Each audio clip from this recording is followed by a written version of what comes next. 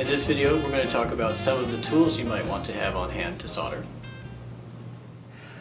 Solder is usually an alloy of several different materials. Traditionally, solder has been lead and tin, and these days lead's a little bit of a problem, so there are lead-free alloys now. I'm holding a lead-free alloy right now. It is tin and copper and a little bit of silver added to it to be more safe. The leaded solders melt at a lower temperature, so they work better, but the lead-free solders are good enough for most purposes, and in fact required in most of the world except for North America. Get a reasonable diameter of solder. Very thick solder is good for maybe soldering copper pipes, but this solder, which is about the size of the wires that you're going to be soldering, is a good size for electronics. Now, for selecting a soldering iron, make sure at the very least you get one that is temperature controlled. The temperature controlled irons can run at a high power when they need to keep a big piece hot. They can run at a low power when they need to not overheat a small piece. While you're at it, buy several different tips.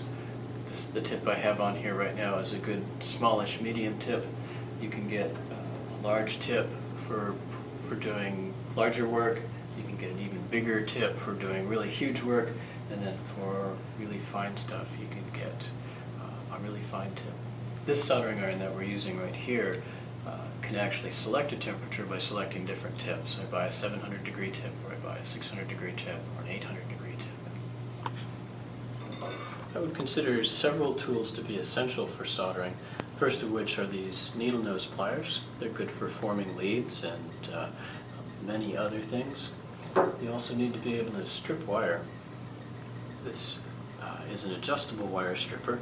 You can adjust it so that it strips many different sizes of wire.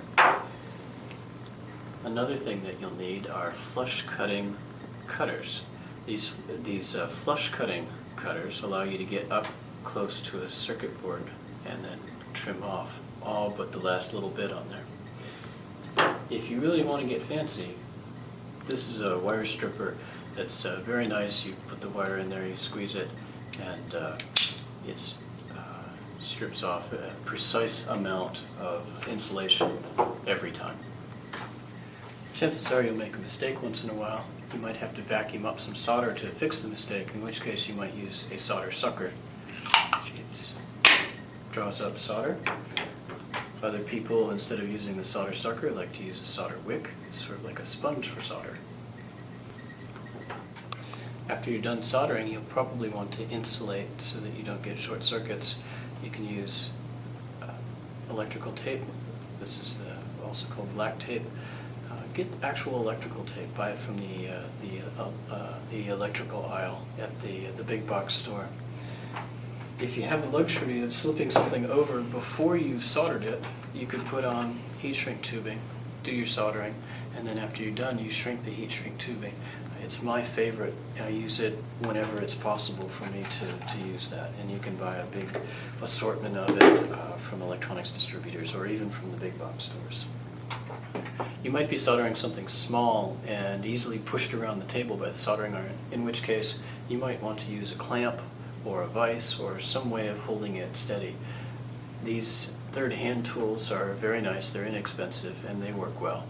If you have a lot of money to spend, then you can buy one of these specialized circuit board clamps, which are very nice. They hold the circuit board in a couple of channels there, but again, they're quite spendy. It's important to keep the soldering iron clean while you work, so you want some way of cleaning it. My favorite way of cleaning it is with a wet sponge, and I usually put a little hole in the middle of the wet sponge, and then I can drag the soldering iron tip across that hole. Some people like brass wool. I don't like the brass wool because it's a little bit more aggressive and tends to abrade the tip more. The solder that we use has flux built in. The flux is a chemical that flows ahead of the solder and preps the surface for the solder to wet it. Sometimes you'll need additional flux in addition to what's inside the solder itself. And so in that case you can use this liquid flux and you can paint it on with a little paintbrush, or you can even buy paste flux. and put that on, say, with a cotton swab. Most of the time, you do not need this external flux. If you find yourself using it a lot, probably doing something wrong. Remember that flux is an irritant and a sensitizer, so minimize your exposure to the fumes it gives off while you're soldering. Some other hand tools you might want to have: electrician's scissors. These are stout enough to actually cut wire. Dental picks. They're great for scraping some molten solder out of the way, or even some cooled solder. Surgical clamp. Those are great for holding on to a piece of wire maybe. And very nice fine tweezers. These are the number 7 tweezers. They're my favorite, with the curved tip. Another tool to think about is a hot air soldering tool. These actually put out hot air hot enough to melt solder, and can be used in place of a soldering iron for certain instances.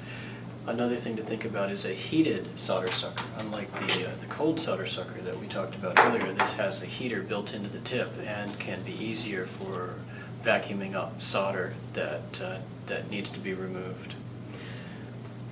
Also in your toolkit, you might want to have a multimeter. These cheap handheld multimeters are just fine. You can use them to measure the continuity of something you've just soldered, or you can even use them for debugging, looking for voltages at various points in your circuit.